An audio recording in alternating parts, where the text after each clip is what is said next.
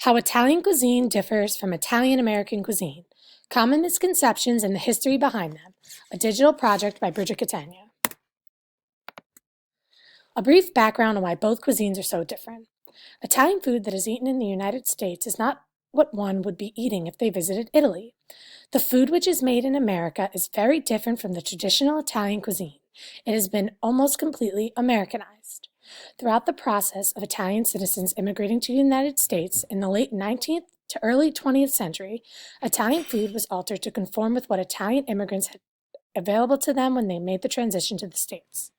This is including, but not limited to, lack of good quality/affordable olive oil, not having access to the right produce, and the lack of Italian projects such as arborio rice, which is an Italian short grain rice.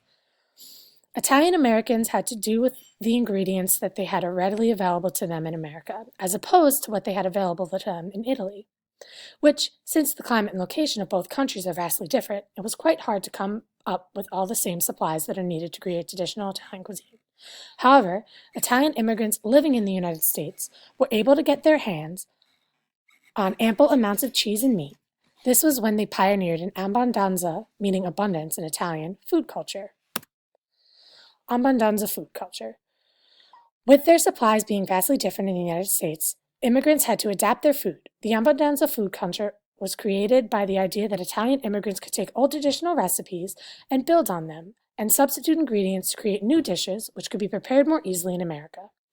Since it was easier for Italian immigrants to get a hold of abundant amounts of cheese and meat, the adaptations they created tended to include meat where there might not normally be, such as spaghetti and meatballs, or chicken parmesan, and more cheese where there might not traditionally be, less, such as pizza. This is because in America, meat is much cheaper than in Italy, so it was beneficial to the immigrants to adapt their vegetarian style to make it more affordable to eat. Also, because of lack of quality and affordable olive oil, a decent amount of dishes, including olive oil, were substituted with butter, which is not often used in traditional Italian dishes.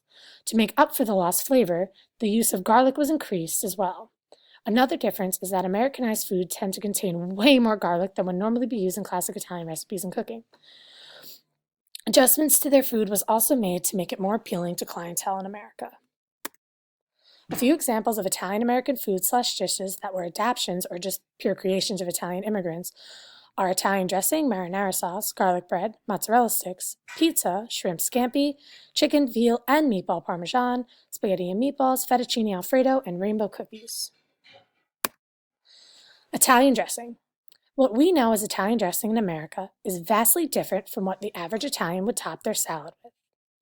Dressing in America is completely different altogether. American Italian dressing consists of vinegar, vegetable oil, chopped bell peppers, and corn syrup. A true Italian would put a little olive oil and vinegar with a hint of salt on pepper. While dressings seem to be more complex, creamy, thick, heavy, and sometimes overpowering in America, in Italy, they tend to only use a couple ingredients, which makes the dressing quite a bit lighter and way less imposing on the salad itself.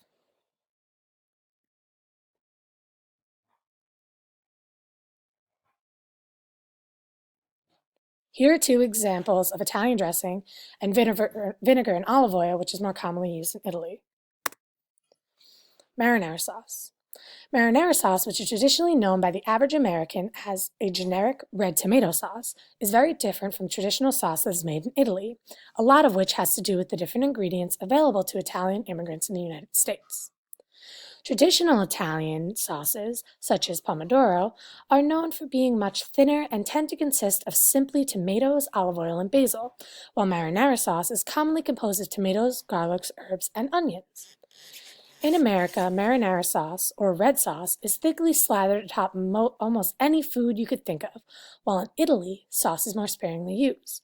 Also, while in America, a red sauce is common for pasta and meats, in Italy is rarely used, except for occasional shellfish and olives. Here are an example of marinara sauce and pomodoro sauce. Garlic bread. Garlic bread is something that would be incredibly hard to find if you were to travel to Italy. It is a very Americanized version of the Mediterranean bruschetta, which is an incredibly popular antipasto appetizer in Italian cuisine. When Italian immigrants moved to America, they substituted the more expensive olive oil for the cheaper butter and then added more garlic to the bread for taste. The idea of putting butter on bread is an incredibly foreign thought to Italians. Bruschetta is bread sliced thickly and toasted, which is rubbed with garlic and then soaked in olive oil. It is commonly served with chopped tomatoes on top and occasionally chopped onions.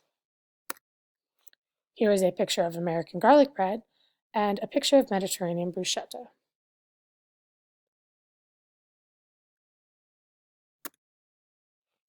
Mozzarella sticks. The only place you would find mozzarella sticks in Italy would be at McDonald's.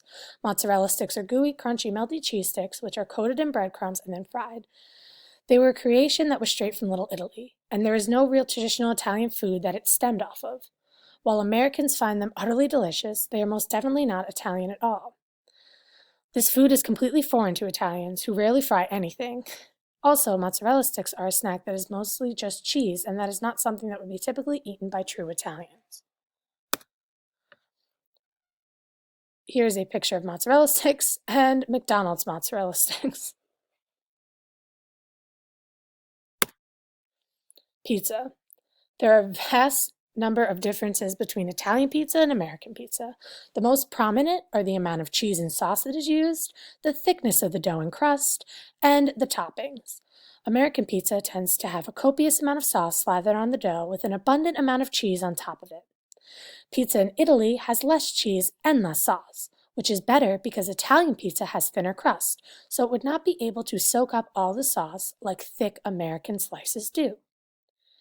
It is also uncommon for Italian pizza to have cheese-filled crust, like many of the chain pizza places in America.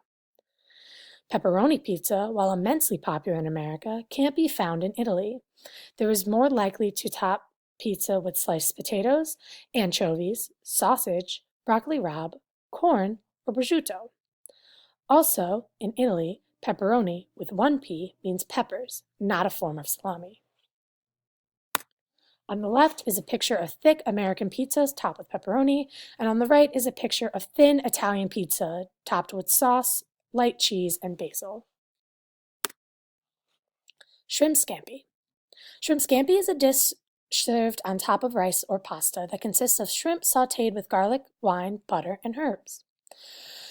This American dish is most likely a descendant of a classic Italian recipe of langoustines, or tiny lobsters known as scampi in Italy, which are sautéed in wine, olive oil, onion, and garlic. It probably adapted to shrimp scampi because of the lack of langoustines and olive oil in America, but they still kept scampi in the title.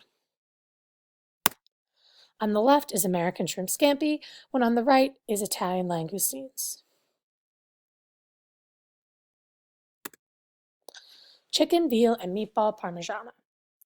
Meat coated in thick layers of parmigiana is unheard of in Italy.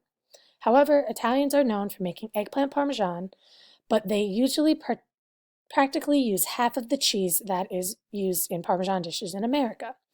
This dish was most likely created by immigrants because of their easy access to meat and cheese, and because they had to adapt their vegetarian diet because of how much more expensive produce is in America. The fact that immigrants nearly doubled the cheese would be a shock to Italians, who would never dream of putting all that cheese on top of meat in all their life.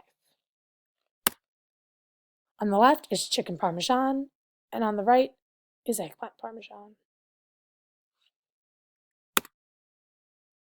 Spaghetti and meatballs. I always think it is quite funny that most Americans would refer to spaghetti and meatballs as the most prominent Italian dish when it is not even Italian at all. In Italy, meatballs are never served on top of pasta and are most frequently served solo. However, there are a few tourist restaurants in Italy that do serve spaghetti and meatballs. A popular theory is that Italian immigrants wanted a cheaper, more satisfying meal, so they incorporated cheaper cuts of meat into their pasta. Italians also rarely make pasta from scratch anymore, which comes as a shock to most Americans who think that pasta served in Italy must be 100% authentic. However, Italians have found that dry pasta is quicker, easier, and cheaper, and it still has the high-quality taste. On the left is American spaghetti and meatballs, which is thickly coated in sauce, and on the right is Italian spaghetti, which is lighter on sauce. Fettuccine Alfredo. Fettuccine Alfredo is a completely Americanized recipe which would remind one of mac and cheese with just a bit of Italian flair. The dish is very cheesy, gooey, and it includes a lot of butter, which is very uncharacteristic of a classic Italian cuisine.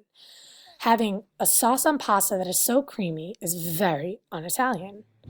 This dish cannot be found in Italy except for the very touristy restaurant Alfredo's, which is located in Rome. The only reason they have it in Italy is to cater to American clientele. On the left is American fettuccine Alfredo, and on the right is Alfredo made at Alfredo's restaurant in Rome. Rainbow cookies. Otherwise known as 7-layer cookies or tricolor cookies, they are a brightly colored cookie with 3 layers representing the Italian flag. They are made from almond sponge cake and are layered with jam and are coated in chocolate. They were likely made by Italian immigrants to pay homage to the flag of their homeland. The dessert, while very delicious, is completely American, coming straight from Little Italy, and would not be found in Italy. More common Italian cookies include biscotti, otherwise known as cantuccina, which are almond biscuits of oblong shape, which are dry and crunchy and typically dipped in vin santo, white wine. And cavallucci, little horses, which are rich cookies made with anise, almonds, candied fruit, coriander, and flour. On the left is Americanized rainbow cookies, and on the right, on the top, is biscotti, and on the bottom, cavallucci. Summary.